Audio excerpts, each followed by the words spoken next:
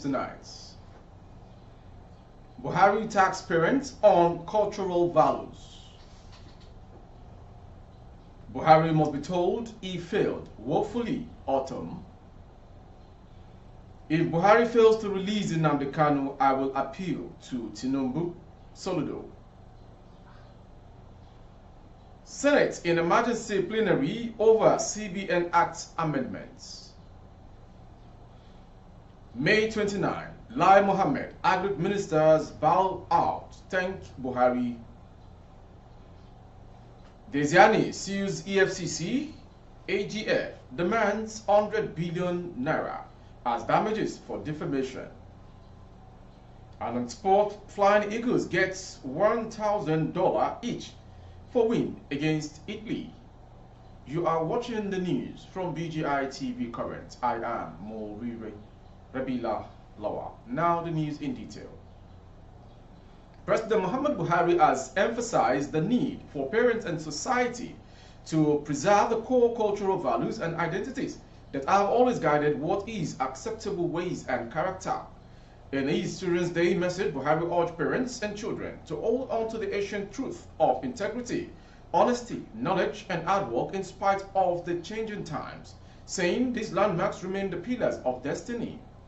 According to a statement by a special advisor on media and publicity, Mr. Femi Adesina, the president charged Nigerians not to lose faith in the ability of government to always protect and safeguard citizens, including children, noting that his administration had focused on the welfare of children, and in the circumstances of those that are targets of violence by terrorists, government has been working to retrieve. On this special day, we are immensely grateful to God for another opportunity to celebrate our children on May 27, 2023. Every Children's Day reminds us of the future and the necessary sacrifices and building blocks by parents, guardians, teachers, leaders, and government to secure our greatest asset on earth, the younger ones. As a father and grandfather, I share in the joy that children bring into our lives and the fulfillment of seeing them grow. And I also feel the pain of loss, anxiety, and frustration that comes with uncertain times, like the disruptions to families due to insecurity, which we have worked hard to contain in the last 8 years. He admonished parents to treat their children with dignity while staying focused on discipline. Every child is special and should be specially treated with dignity.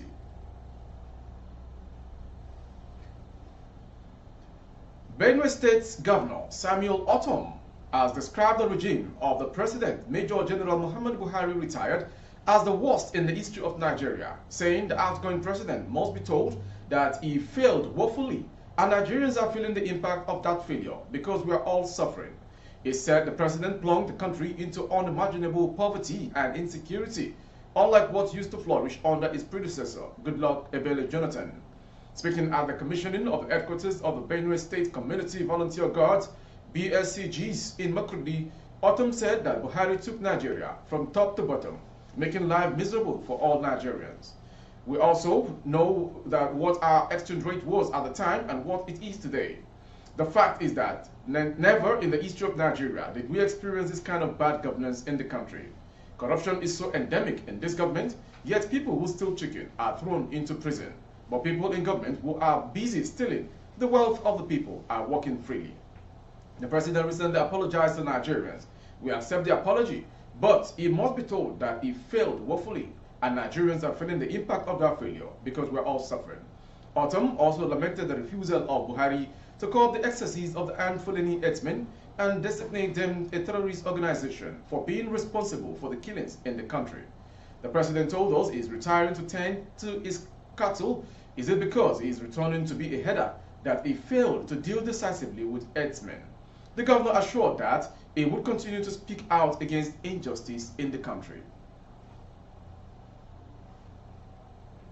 Going on to the next story. The governor of Anambra State, Chukwuma Soludo, says he will shift attention to the incoming government of Bola Tinubu if his appeal for the release of the leader of the proscribed indigenous people of Biafra, IPOB, Nnamdi Kanu, is not granted by President Muhammadu Buhari. Soludo has repeatedly appealed to President Buhari to release Kanu, who has been in the custody of the Department of State Services, DSS, since his arrest in July 2021, with his latest appeal coming in a letter to President dated April 20th, 2023. Speaking on Channels Television's Politics Today, Governor Soludo said a call for Kanu's release is a course he believes in, adding that his latest letter was also copied to the president-elect.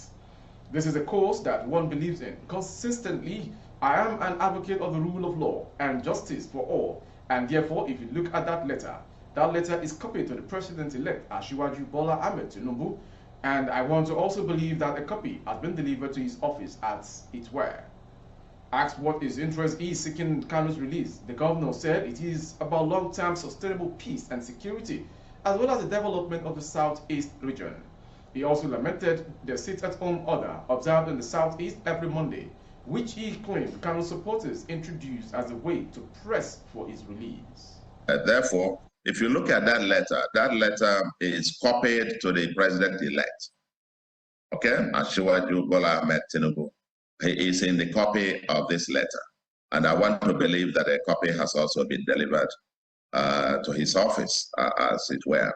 The Attorney General is also copied on this letter. And if the President Buhari's administration fails to take advantage of this particular, I call it an opportunity to really rise above every other thing and be a statesman, as it were. If the president fails to, take advantage of that, we will be pursuing the same thing with the incoming administration. Dr. Soludo, so my question now will be, those who are asking, what is your own interest in seeking for Nnamdi Kanu's release? Our own interest is simple: peace and security. Long-term, medium to long-term sustainable peace and security and development of the Southeast. And you think that Nnamdi Kanu continue detention is linked to insecurity in the Southeast? For example, the attack on some of the staff and the killing a few days ago of some police officers attached to the U.S. Embassy staff in your state. There was also a similar kind of The Senate is presently in emergency plenary over the amendment of the Central Bank of Nigeria Act 2004. The plenary was fixed for 10 a.m. on Saturday, which has gone, but the session started a few minutes past 11 a.m. According to the other paper, the bills up for debate are a bill for an act to amend the 2022 Supplementary Appropriation Act and for other matters connected therewith, 2023. Second reading, Senator Gobir Ibrahim Abdullahi, Sokoto Southeast. Also, a bill for an act to amend the Central Bank of Nigeria Act C4, Laws of the Federation of Nigeria, 004, and for other matters connected thereto, 2023. Second reading, Senator Gobir Ibrahim Abdullahi, Sokoto East Senate Leader. The Punch report that the sitting days for the Senate plenary are Tuesdays and Wednesdays. Going on to the next story. The Minister of Information and Culture, Alhaji Lai Mohammed, and the Minister of State for Agriculture and Rural Development, Dr. Mahmoud Abubakar and Mustafa Babashi Huri, have bowed out of service as they thank Buhari for giving them the opportunity to serve as ministers. This action is to give way to the new government, which will be inaugurated on May 29th this year, during a valedictory meeting held at the Ministry of Agriculture and Rural Development. The former minister, Dr. Abubakar, while handed over to the permanent secretary, said the achievement recorded in the agricultural sector during his stay as minister became possible following the support from President Muhammadu Buhari. He said the staff of the ministry were supportive of his policies in driving the agricultural sector, and many feats were recorded within the 4 years he oversaw the ministry. While urging the staff of the ministry to support the incoming minister, he stated that he will not continue to support the growth of the agricultural sector in his own little way as a stakeholder in the sector. In the same vein, Alhaji Lai Mohammed, during a sent-forth dinner organized by the Ministry of Information and Culture, said the gathering marks the end of an era, which started on November 11, 2015, when he assumed office as the Minister of Information and Culture. He said he served during a period marked by great challenges and great opportunities. I want to urge you all to please extend to my successor the same warm cooperation that you gave me and my team during my tenure. Please permit me to end thanking Mr. President for finding me worthy to hold this office for a record-breaking tenure. Going on to the next story. A former Minister of Petroleum Resources, Desiane Alison Madueke, has filed a defamation lawsuit against the Economic and Financial Crimes Commission, EFCC, over a series of publications by the Commission alleging that she stole billions while in office. The court document filed on May 26 and seen by the Gazette on Friday said the Anti-Graft Authority had authored several reports in the manner that portrayed the former official as a common looter of the national wealth and a debased and corrupt public officer. The publications are blatantly false and misleading, she said in the suit. Mrs. Alison Madueke is a claimant and the EFCC is a sole respondent, while the Attorney General of the Federation, AGF, Abubakar Malami, is a second defendant in the suit.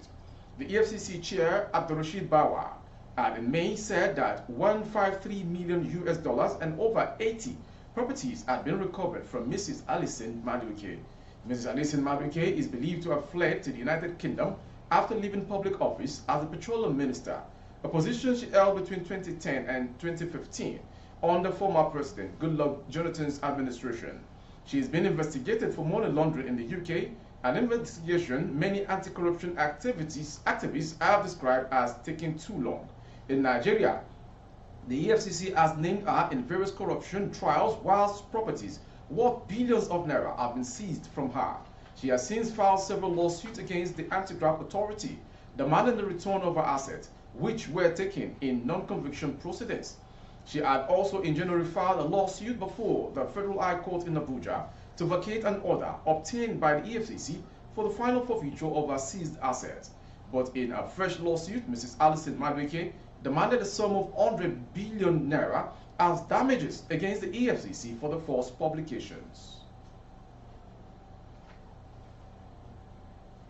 We go to the next story. Locals in Briningwari town in Kaduna State have reported a terrorist fleeing from neighboring Zamfara state surrendered the town and abducted several residents.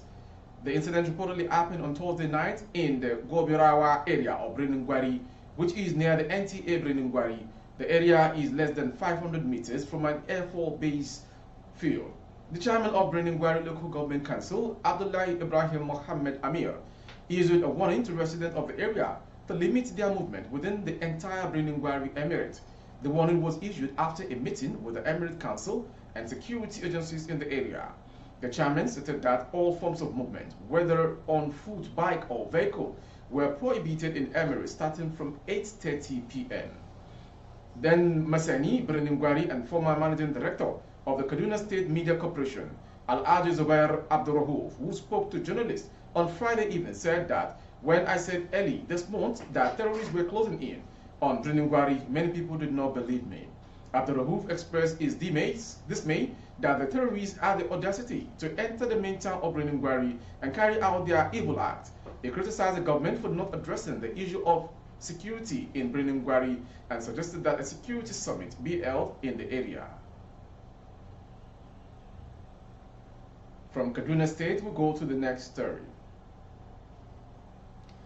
A herbalist by the name Isiaka Ogunkoya has been arrested by the Ortom State Police Command for murdering a pastor identified as Kalejaye Ezekiel for ritual purposes after he came to him seeking for spiritual powers. The 48-year-old herbalist had confessed to this after he met his Waterloo while on his way to Isenyi area of the state. He had been caught with several human parts which he confessed belonged to the pastor who he had come to seeking magical powers. From that story from Ashur, we go to the foreign story. Former Kenya President Uhuru Kenyatta has urged President-elect Bola Ahmed Tinubu to be a unifying force in Nigeria. That is, a uniting force in Nigeria. He gave the charge in Abuja on Saturday during the presidential inauguration lecture ahead of Tinubu's swearing-in. Kenyatta believes since elections are over, the onus lies on Tinubu to unite every Nigerian, irrespective of religion, tribe, political, and other affiliations. The contest is now over, and the hard work of building a prosperous and unified Nigeria now begins. He said as a keynote speaker during the event, upon assuming the office of president, you would be wise to transcend from the tactical politics of an election and assume your role as Nigeria's vision bearer. This will demand a complete overhaul of the adversarial mindset that we as politicians are conditioned to embrace during the electoral process. As president, you must learn very quickly to lead those who love you and those who don't with equal passion and commitment, because now you are the father of all. Finally, on sports. The Flying Eagles of Nigeria received $1,000 each for their victory against Italy at the ongoing 2023 FIFA Under-20 World Cup in Argentina. President of the Nigeria Football Federation, NFF, presented the bonus to the players on Friday night. The Flying Eagles defeated Italy 2-0 at the Estadio Malvinas, Argentina, Mendoza on Wednesday night to seal a place in the round of 16. Forward Emmanuel Umeh Lenge also received extra $100 for providing the assist that led to the opening goal. Laramboso Sá will take on Brazil in their last group game today. The Brazilians need to win the game to guarantee their passage to the round of 16 at the ongoing Under-20 World Cup. That sports news ends the World News this hour from BGI TV Current. Before we go, some major headlines. Children's Day. Buhari tax parents on cultural values. Buhari must be told he failed woefully. Governor Ortom. If Buhari fails to release Nnamdi Kanu, I will appeal to Tinubu, Anambra State Governor Soludo. On sports, Flying Eagles get $1,000 each for win against Italy. For more updates of our broadcast on YouTube, our handle is BGI TV Current. Kindly subscribe and click on the notification bell. Select option all to access our broadcast. On Facebook, Gbagede Imo with Alawi Adebayo. Please like and follow the page.